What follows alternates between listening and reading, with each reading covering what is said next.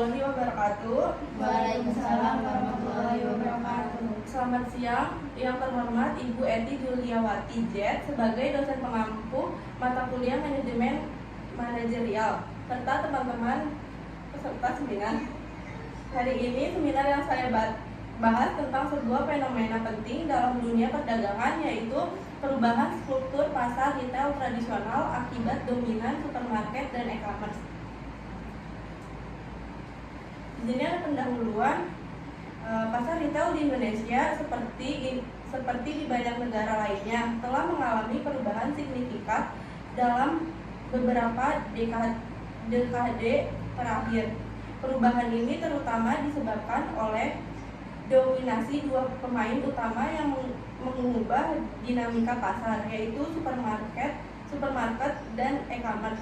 Pasar retail tradisional yang sebelumnya dominasi ini menghadapi tantangan besar dalam mempertahankan eksistensinya. Dominasi supermarket yang menyediakan pengalaman berbelanja yang lebih modern dan e-commerce yang menawarkan kenyamanan berbelanja secara online telah menggeser posisi pasar retail tradisional lebih konvensional. Yang pertama ada transformasi pasar retail tradisional. Retail tradisional di Indonesia yang sebelumnya mengandalkan toko kelontong, pasar tradisional dan warung kecil mulai kelihatan daya saingnya. Banyak konsumen yang lebih memilih pergi ke supermarket atau berbelanja secara online karena faktor kenyamanan, variasi produk, dan harga yang lebih kompetitif. Yang pertama, supermarket menawarkan kemudahan bagi konsumen untuk mendapatkan produk dengan harga yang bersaing, lingkungan yang nyaman, serta memilih pembayaran yang lebih modern. Sedangkan e-commerce ini memberikan kenyamanan berbelanja dari rumah dengan berbagai pilihan produk, harga yang lebih murah, serta promosi sering diberikan. Kemudahan ini ditambah dengan perkembangan teknologi yang memungkinkan transaksi yang lebih aman dan cepat. Yang kedua ada dampak dominasi supermarket. Supermarket berkembang pesat dan menjadi pilihan utama bagi banyak konsumen di perkotaan. Beberapa faktor yang mendukung dominasi supermarket adalah yang pertama itu skala ekonomi. Supermarket dapat menawarkan harga yang lebih murah berkat pembelian dalam jumlah besar dan efisien operasional. Yang kedua ada kemudahan akses. Kemudahan akses dengan lokasi yang strategi di pusat pembelanjaan atau daerah yang ramai.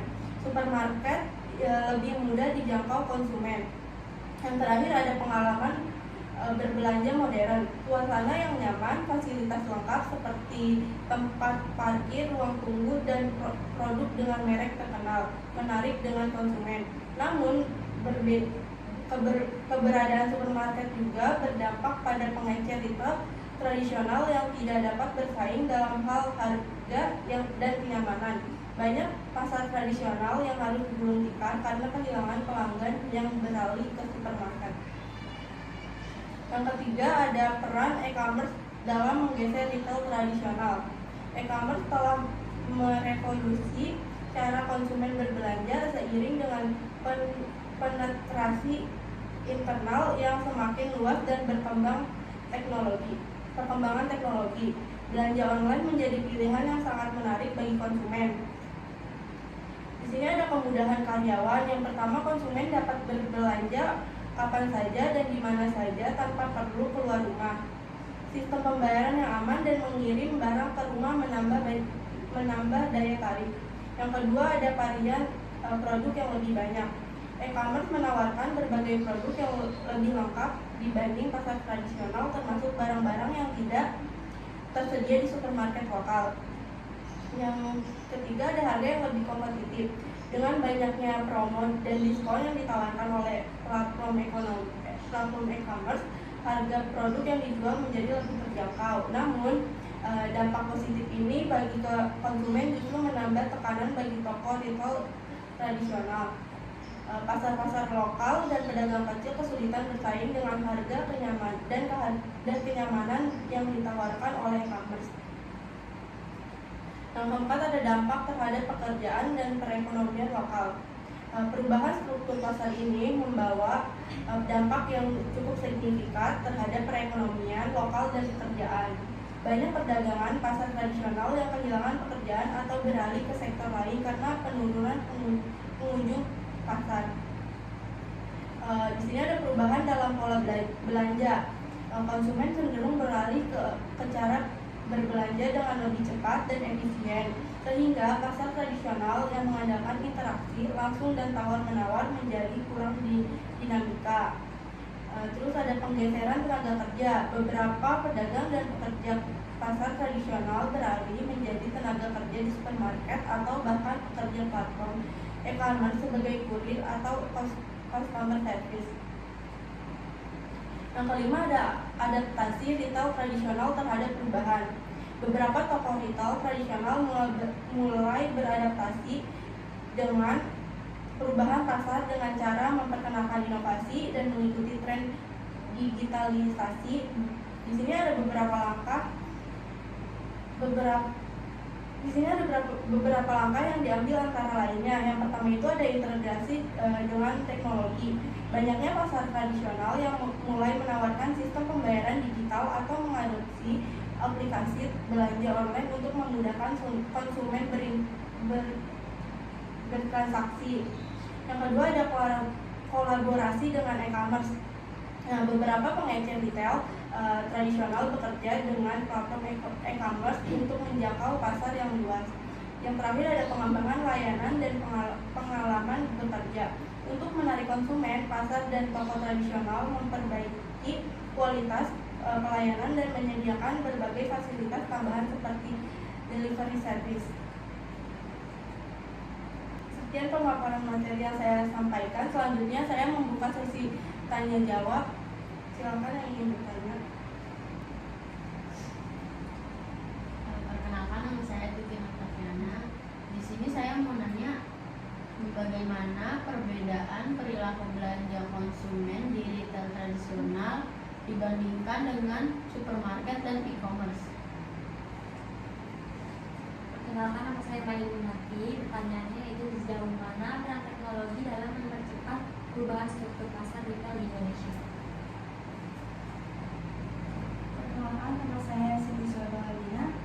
Apa saja faktor utama yang menyebabkan pergeseran preferensi konsumen dari retail tradisional ke supermarket dan e-commerce? Baik, terima kasih. Saya akan menjawabnya. Yang pertama ada bagaimana perbedaan perilaku belanja konsumen retail tradisional dibandingkan dengan supermarket dan e-commerce. Nah, jawabannya perbedaan perilaku belanja konsumen di retail tradisional, konsumen cenderung lebih suka berinteraksi langsung dengan penjual, penawar harga, dan membeli dalam jumlah kecil. Di supermarket mereka mencari karyawan, kualitas terjamin, dan pengalaman belanja yang lebih teratur. Sementara di e-commerce, konsumen lebih mengutamakan kemudahan, harga kompetitif, serta ulasan produk sebelum membeli dengan preferensi terhadap transaksi tanpa kontak dan pengiriman cepat. Terus ada faktor penggeseran. Apa saja faktor utama yang menyebabkan penggeseran referensi konsumen dari retail tradisional ke supermarket dan e-commerce? Jadi faktor penggeseran referensi penggeseran referensi konsumen dari retail tradisional ke supermarket dan e-commerce dipengaruhi oleh beberapa faktor utama seperti karyawan, harga yang lebih transparan, variasi produk yang lebih luas, serta promosi dan diskon yang lebih menarik. Selain itu faktor higienitas serta pembayaran yang lebih modern serta layanan pengiriman cepat juga berkontribusi dalam perubahan ini. Yang terakhir, sejauh mana peran teknologi dalam mempercepat perubahan struktur pasar retail di Indonesia. Peran teknologi dalam perubahan struktur pasar retail, teknologi mempercepat perubahan pasar retail dengan menghadirkan e-commerce, aplikasi belanja, sistem pembayaran digital serta layanan logistik dan efisien. Inovasi seperti kecerdasan buatan dan analitik dalam memungkinkan retail modern memahami referensi konsumen dengan lebih baik. Sementara teknologi omnichannel menghubungkan pengalaman belanja offline dan offline.